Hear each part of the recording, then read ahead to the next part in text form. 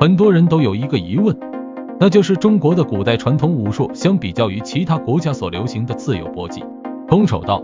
跆拳道来说，到底谁更胜一筹？其实没有必要将这些格斗技巧放在一起比较，而且如今很多人都认为中国的传统武术只是表演所用到的花架子，根本就不具备伤人的功能。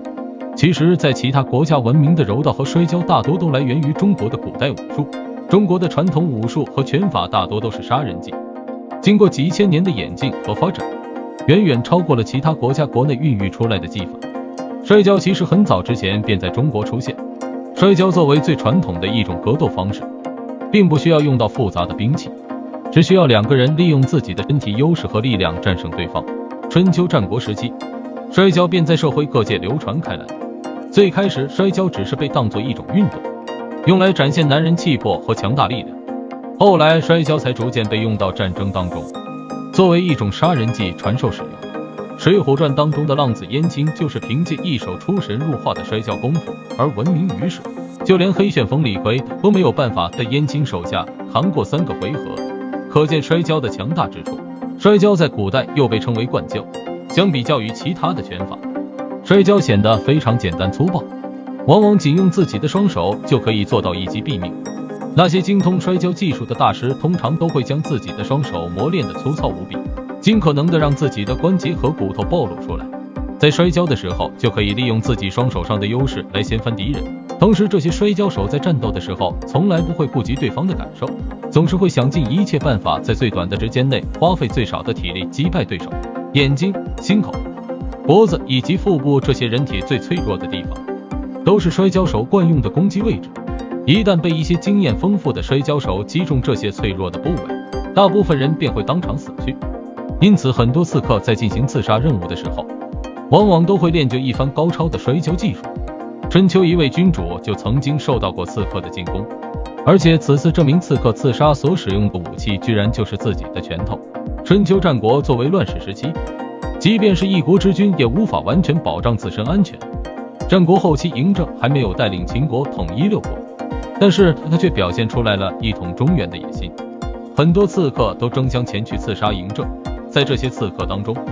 荆轲是最为著名的一个。荆轲即使带着锋利的匕首都没有完成刺杀任务，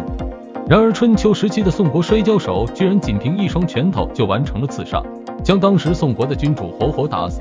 而且还顺利逃出，自此留下了一则佳话。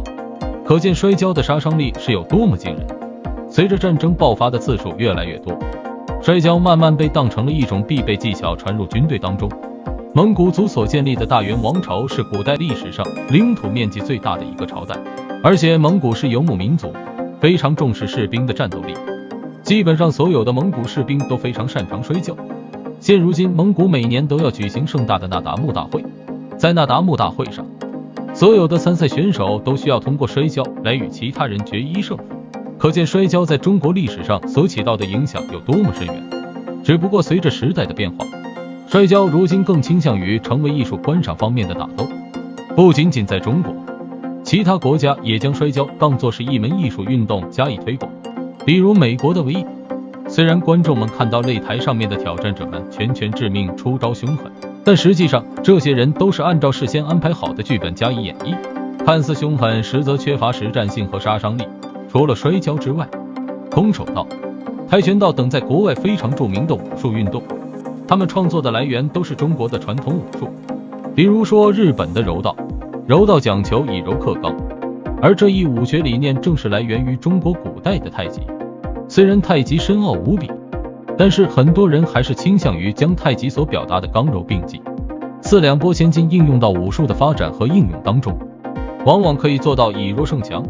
所以如果想要探究什么样的拳法能够在街头的实战当中发挥出最强的实力，摔跤绝对名列榜首。并且这里的摔跤并不是如今大家所熟悉的艺术摔跤，而是具有杀伤性和巨大攻击性的中国传统摔跤。这也体现出中国的传统武术并不像现在人们所认知的那样软弱无力，中国传统武术所蕴含的巨大能量远远超出人们的想象，只是因为太过危险才被逐渐取缔，逐渐淡出了人们的视线。